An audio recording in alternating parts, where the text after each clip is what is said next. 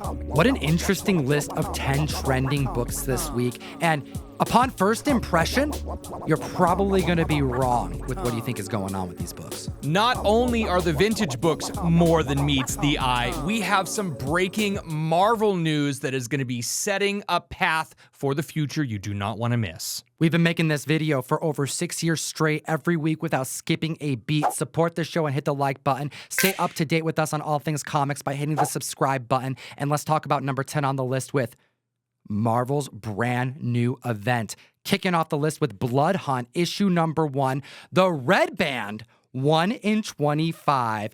Crime Suspense Stories 22 Golden Age EC Goodness homage. I love these pre-code EC horror covers, and when you have Marvel doing an homage with Thor's decapitated head, you are definitely going to make the news. $50 average sales for this 1 in 25 variant, and $75 to $80 on the high end. What a great book. All right, Blood Hunt is the new Marvel spring event, and there is going to be some crazy things happening. Not too many spoilers, but I'm definitely going to mention vampires. It's really good. It's a great read. And one of the things that Marvel did that made this super interesting is that not only is there regular book, there's a red band version. The red band version comes polybagged, and it has different art that is gorier and more adult for only $1 more. Well, if you happened to get, as a shop, 25 copies of the red band, you could get this extra horrific variant cover. This is a first for Marvel, and I'm all in on this idea. It's very innovative. 2 different copies of the same story, but one of them is more mature. One of them has more blood, more violence, while the other is more open to the mainstream audience. Opportunities are forming so that they can do more with the same title. This is a dip into what DC is doing with Black Label, so much to the extent that I had to reach out to my sources, and I got some good ones, and this is what they had to say. This is breaking news, I believe, in regards to the future of red band editions of ongoing comic books at Marvel. This is what my source had to say. They will be doing a similar thing in the summer. Then they are going to launch Red Band as its own line of comics. They have 2 series to start with, and they will only be in the Red Band edition. No kid version, but it makes sense for the characters that are going to be used. There are going to be some more mature narratives coming, and I'm crossing my fingers that we see Punisher return more brutal than ever. This is such a fantastic bit of news for people like me who really like horror comics. All the time, people are talking about how Marvel is kind of for kids and DC is a little bit darker and grittier, and it's awesome to see Marvel going down this path. And this also bodes well for the collectible side of things too, because this incentive at number 10, you could have only gotten by getting the particular version of the comic book, not just the comic in general. So we have more opportunities for not just new cover A's of issues, but also the incentives as well. What do you think about this in the comment section below? And let's chat about number 9 on the list, because Uncanny X-Men 200 is back on it. We have that classic Magneto cover that spiked when X-Men 97 began releasing episodes on Disney+, and this is still hitting around the $20 average marker, 9/8, $159. This is still really low and affordable.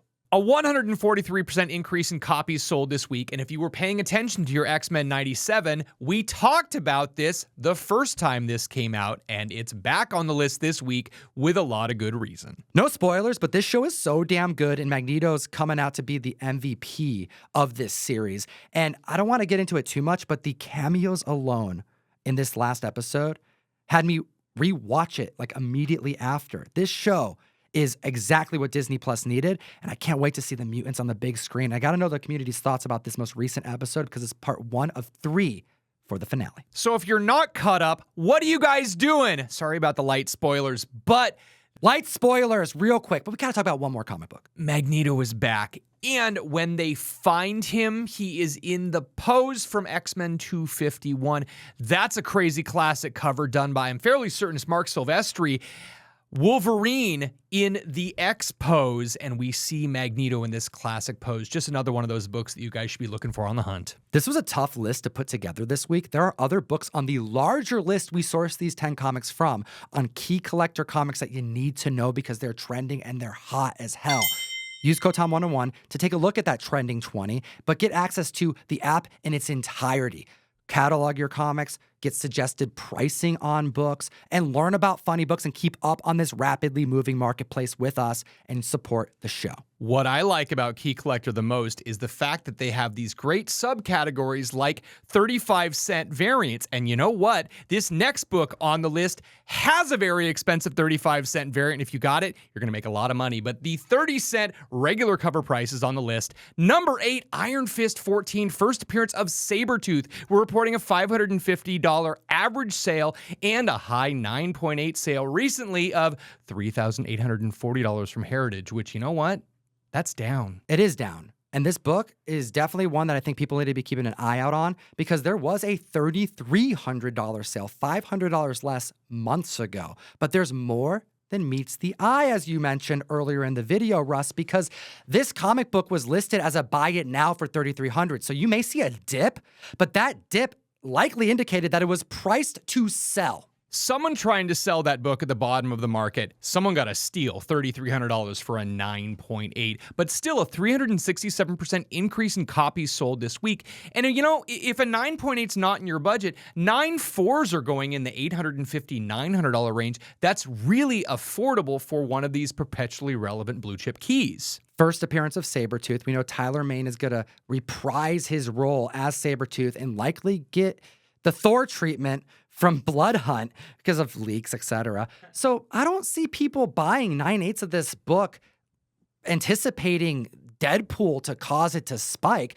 I think what's happening is people are taking a look at it closer now than ever because it's a hot book, but it's always hot. But it's more of a collector's focus with the only Marvel movie being Deadpool this year and seeing that there's still only 230 9.8s on the census. There are books that we're reporting on that are having climbs of 20, 30, even 40 plus 9/8s alone on the census every week. This book is still down 33% price-wise from its all-time high of $6,000 back in 2021.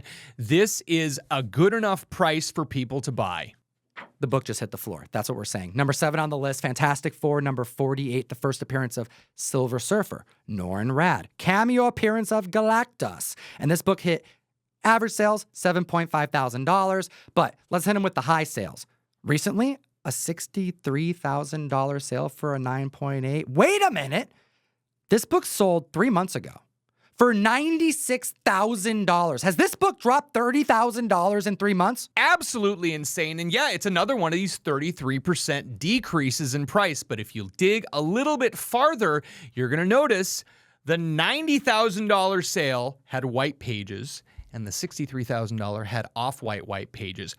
Are people really paying that much more for a white page Silver Age book? Yeah. Right? Like, that's got to be the answer. I mean, it's a white pager. That's kind of what it seems like. If you start looking at these, yeah, the market is down substantially. And again, at this price, it seems like people who are willing to spend the money, they're getting a good deal. Did you notice, however, that the $90,000 CGC slab was a newer slab? You can tell because it's a bit darker than the others. The other sales in the $60,000 range have been an older CGC slab. Do you think that played a role at all? It probably did, but the really interesting thing is a lot of times you see these collectors seeking out and paying more for the slabs that are older. Anything that's actually got the super old, like maroon label on it, those will go for much more money because people are expecting a grade bump. There are so many 9.8s, 9.6s, and 9.4s of this book. It's actually shocking how many are on the census of this book specifically. There are so many of them out there. You would figure someone would be buying a 9.4 with an old label in the hopes you would get a grade bump, but these 9.8s, it's not like you're buying it to try and get a 9.9 pre-screen, or are you? Well, this book right here, the only thing we can glean from it outside of the page quality is the 3 images we have of the most recent sales, 2 in the $60,000 range, and then, yeah, the $96,000 sale that took place. And what you will notice is that 2 of them were from Heritage and 1 was from Comic Connect. So the Heritage auctions tend to go a little bit higher. Comic Connect's was one of the lower selling copies of this book. But also, if you look at the pictures, the most expensive sale is clearly the best edited picture of the book. And I'm not talking like they're messing with the book or anything. I'm talking about just like the background. Like one of these listings is on a background that makes the whole picture look darker and less attractive. And if you're going to spend $60,000 to $90,000, I think the picture quality, like literally Photoshop quality, really goes a long way. If you're going to spend six figures on a comic book, you're going to want the prettiest looking one, even if you're only looking at a computer screen. All that being said, there are no actual new updates on the Silver Surfer or Galactus themselves, but earlier today we got confirmation that Paul Walter Hauser has signed on to the Fantastic Four movie in an undisclosed role. And as far as we know, the only undisclosed role right now is Herbie the Robot. And now moving on to number 6 on the list with Dazzler #1, first solo series. Why would this book be on here? Largely because it's super affordable and people are specking on Taylor Swift. This right here is a $25 average sale, $189 for a CGC 9.8. The heights this book reached was like $300. So yeah, it's down, but it's not down that much, all considering. And yeah, there's no new news about Dazzler. There is no news about Taylor Swift at all in regards to this movie, but this book has become, as you would say, perpetually relevant. And I want to point out to something that I talked about in the Hot 10 this past week with Gem Mint. Go watch that video. There is a bit of a self-fulfilling prophecy happening with Dazzler and Taylor Swift adjacent spec. And I think it's very clear right now after C2E2 and seeing so many of those tidal wave variants. And no shame on those. They're cool. If you want a Taylor Swift cover, that's where you're going to go to get them. And there's a lot of great artists making renditions of Taylor Swift as Deadpool or Lady Deadpool as Dazzler. But I also think that people are seeing these and it's like messing with their spec brain, making them feel like they're doing a safe investment when in reality, this is just a supply meeting the demand. So while we know that X-Men 130 has been showing up on the Hot 10 list multiple times, as has Dazzler #1, her solo series, we're seeing other books like Amazing Spider-Man 203, first time Dazzler's on the cover with Spider-Man, or Deadpool #67, first time we see Dazzler and Deadpool on the cover of a book together. We are seeing these books move. Like Tom said, it is a self-fulfilling prophecy. The Taylor Swift fans themselves may be actually just seeking out these books because they want it to happen. Not even necessarily are we going to see Taylor in the movie, but the needle is being moved because these people want it to be moved. And you know what? It's great to see love for these books that people probably wouldn't have been buying otherwise. Halfway through the list at number 5, we have Amazing Spider-Man 39. This is the Jim Lee homage to the classic X-Men #1. But we have the Disney swap out because it was the Disney 100th anniversary. And yes, this book came out a year ago. But people are hyped now because of X-Men for all the things that you would imagine, X-Men 97, Wolverine, Deadpool, etc. And it's a dope book. I personally like this cover more than the rarer black and white 1 in 100. But that book's also selling well. But we're talking about trending books, quantity of copies sold. This is a $6 average sale, 9/8, $63. It's attainable. And a lot of people would like to have it in their collection, which is why they're buying it. And there's only 348 copies on the census. A 467% increase in copies sold this week, and I love the little Disney-fied details they put into here. It took me a couple times to look at the cover and really notice that we have Iceman Goofy slipping on his own ice stream. Like, these are really a lot of fun if you're a Disney collector. And for all those magazine collectors, we have Marvel Graphic Novel #5. Now, a lot of people know Marvel Graphic Novel #4 because that's the first appearance of the New Mutants. But #5 is a legendary Chris Claremont story that's hitting $30 average sales and $270 for a CGC 9.8 because people are specking on where X-Men 97 is going to go from the finale. What's the next plot line? And this one would be Dynamite. It's actually the same one that they used as the basis for inspiration behind the X2 film. A 400% increase in copies sold, and while it is the first appearance of General William Stryker and the Purifiers, plus the first appearance of Kitty Pryde as Ariel, those aren't really the reasons we're talking about this. God Loves, Man Kills is truly one of my favorite, and in my humble opinion, one of the best X-Men stories. I make no bones about the fact that I'm a massive Batman fan, and I do my best to read what X-Men I need to. This is really one of my favorite reads, and Chris Claremont hit it out of the park. People point to this as being one of the best and one of their favorites consistently, which is one of the reasons why we have a minimum of 9 printings noted on the CGC census in this size, plus there have been reprintings as graphic novels. This is available. This is out there. You can absolutely get copies of this below the $30 average price if you're looking for a later printing. But It is a must read. Every single person needs to get this, and it would make so much sense for them to use this plot line for the X-Men 97 Season 2. It's oversized. It's hard to get in high grade. Most people don't even have large enough short boxes to store these types of things. And I'll admit it, I've screwed up so many comic books putting them in the sides of a long box because I was too lazy and didn't have a magazine size one nearby or a CGC size one. There are only 100 of these graded at a 9.8. And the heights this book reached was $750 at a 9.8. Well, you can get one for like in the $200 to $300 range right now. So go hunting. If you like what we do, join the Mystery Mail Call and support the show. Tell them all about it, Tom. This is the best way to support what we do. We send you comics every month. It's so easy. Comictom101.com, and we have a guaranteed exclusive going out to every single member in Hyuk Lee on Ghost Rider Final Vengeance #1. We have a new Spirit of Vengeance, and it low-key happens here for the first time. It's a minor key. Support what we do, and let's look at number 3 on the list with Avengelyne #1. But wait, this is a chromium edition. Rob Liefeld on this list. This is a great story, and it's been so underrated. The fact that we know that this is the first appearance of Avengelyne in this chromium cover from 1995. $20 average sales and a high 9.8 sale for $200 that happened just last week. Deadline reports that Olivia Wilde is going to direct an adaptation of Avengelyne, so we know that this is happening as a movie. We're also hearing rumors that Margot Robbie may be the person to portray Avengelyne, making this spec seems oh so good, but with these prices, don't spend $20 or $200 on this comic book. We joke when we call it a chromium edition because cover A was chromium edition. The cover B was a photo cover that no one really wants, and this book you can find not just at your LCS underneath all their long boxes, but there's probably 30 copies of it.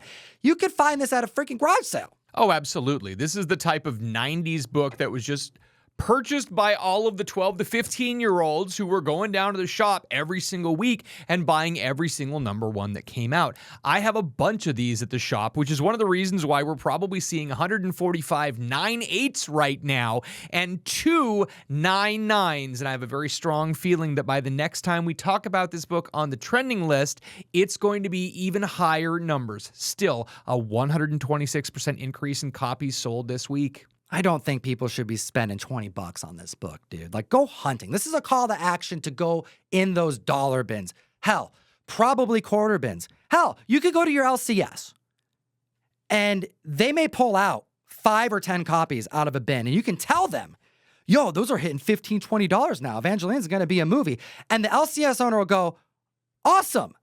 And he'll probably still sell them to you for $1. It's so true. But you know what, Tom? There's going to be someone who's going to find out that they are doing a Margot Robbie signing, and they're going to pay $500 for Margot Robbie to sign this book. I hope it happens for you, boy. I hope the guy that does this is watching the video and makes a whole lot of money on that. But man, this is the type of book.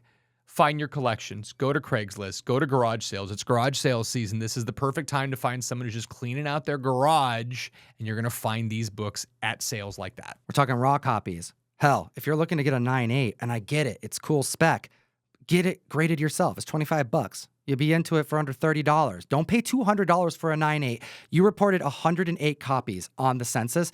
This could be in the 500 plus by the end of the year if there's more news and people start hunting and submitting these books. They probably already are. So what I would recommend is to pull a Last Ronin.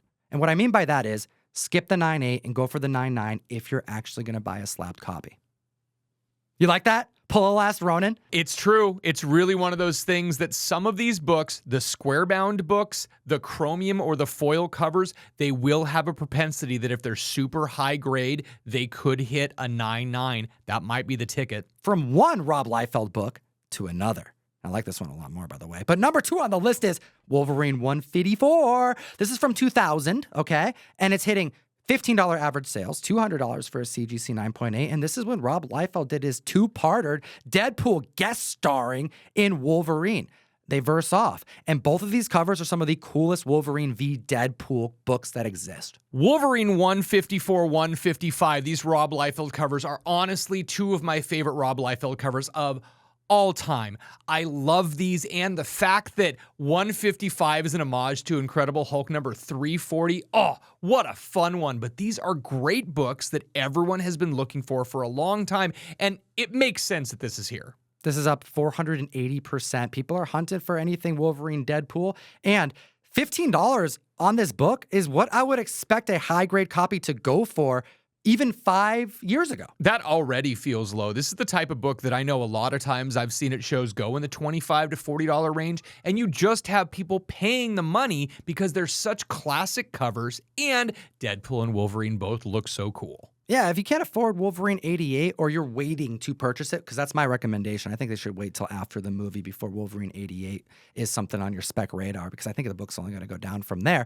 These are other books that I think are personally way cooler for the sole reason, outside the covers, they're done by Rob Liefeld. Like, who do you want on a minor Deadpool key? You want Rob Liefeld. It is awesome that the creator himself lent his hand to drawing these covers. It just makes it that much cooler. The #1 most trending book on the list came out of nowhere. I had to do some research because I don't really know a whole lot about not only the title, but any of these characters that have all come together and joined a new team. Hit the like, slap the subscribe button.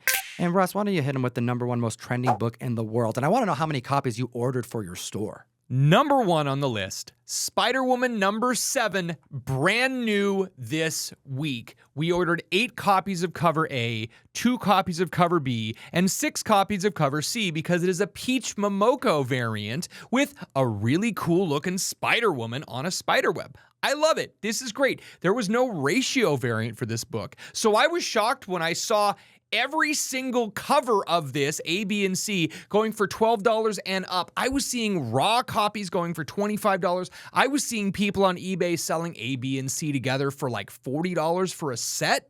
It is crazy, but it is the first full team appearance of the Assembly, who we've already kind of seen before. Yeah, there's been like little cameos of these characters. I don't know much about them, and I don't know if this would be considered their first full appearance. You're going to want to go and check Key Collector and do some homework because this is a brand new team. We have Titan, Cadet Marvel, Hellrune, Moonsquire, and Liberty. This is a Young Avengers type of team up. However, it's in Spider-Woman number 7. There was no incentive variance. And if you want to do yourself a solid, and this is a little tip, if there's ever a book that seemingly has sold out on the shelf, you need to talk to your dealer, your LCS owner, because they got to check Diamond. They got to see if they can order more. And the first thing we did was check Diamond when we were here at the table. And what'd you find out? We checked out Diamond and we looked up this book and saw that cover A and cover C were both on back order, but cover B had the green light for go ahead, means the Todd Knock was still available for order. So guys, check out your store, go to previous pull box, see if you can order a copy of cover B of this book for cover price from your LCS. Because yes, Diamond has them and they are available as of time of this recording. A lot of these characters were featured on variants from the Champions run. What was it? October, November of last year.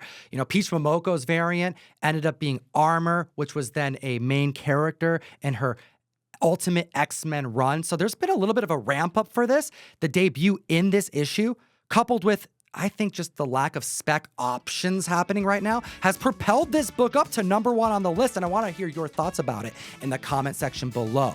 Let us know what you think, and as always, geek responsibly. Enough said.